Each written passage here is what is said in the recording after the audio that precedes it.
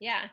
So And there is no right or wrong as far as whether you do American English or British English. It depends more on what's going to help you the most in uh, your situation. Because I know there's some people who live in England or are more, closer to England, like in France, and they're working more with British people. And so speaking more that accent, the British accent, is going to be more advantageous to them versus they speak more with Americans, they need Americans to understand them better. And I don't know how it is. Do you feel like British people are able to understand American English better, or is it more British? They understand British English better. I think that they do understand, but the problem is I feel more comfortable speaking with the American pronunciation. Mm-hmm. But when I try to speak like British, it's kind of unnatural. So, but Okay. even though that's actually why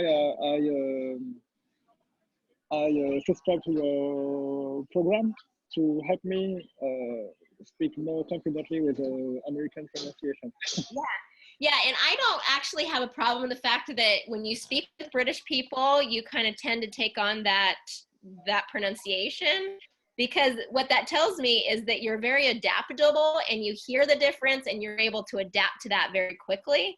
And so it tells me you have quite the ear and you're very flexible in your speech.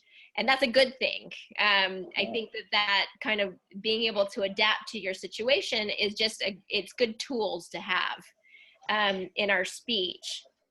Thank you very much. So as you're focusing on American English, you don't have to say, well, I have to do American or nothing else. If it's helpful for you to start kind of speaking using a little bit more of the British pronunciation when you're around them, go for it. But if you've decided, you know what, I want to learn American English, I really want to do this, then just put in the time and practice to learn what that pronunciation needs to be. Okay. Yeah. Thank Yeah. you. And Thank you very much. yeah, and just saying with the French speakers, and have you looked at the bonus lessons? Bonus, just an I Just kind of I don't have this. Yes. Yeah. So with the bonus lessons, we've divided it out into native languages. So you can look under French and kind of see what are some of the common errors or error patterns that French people tend to have.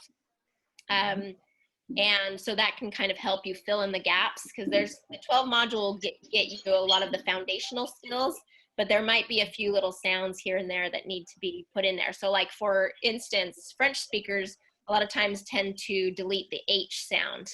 So like here, or, hate or have or anything like that, it tends to drop. So instead of here, it tends to be ear, And so, Actually, yeah, go ahead. Laurie caught me doing that yesterday. Oh, okay, yes.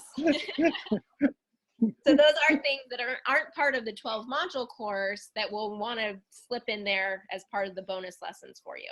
Okay. So yeah, that's one of those, like French speakers, that's just tends to happen. It's just part of your native language. And so we have to kind of correct that, because that does cause a lot of, it's not something that Americans or native speakers tend to kind of catch very easily. It tends to trip them up a little bit more than some of these other errors that they're used to hearing. And so the H sound is one of those we like to address, very fast. So that's one of those. And then intonation and rhythm is going to be really important as you move along too. Okay. And I know French speakers tend to, this happens a lot, but to speak a lot of really fast, this happens with a lot of languages.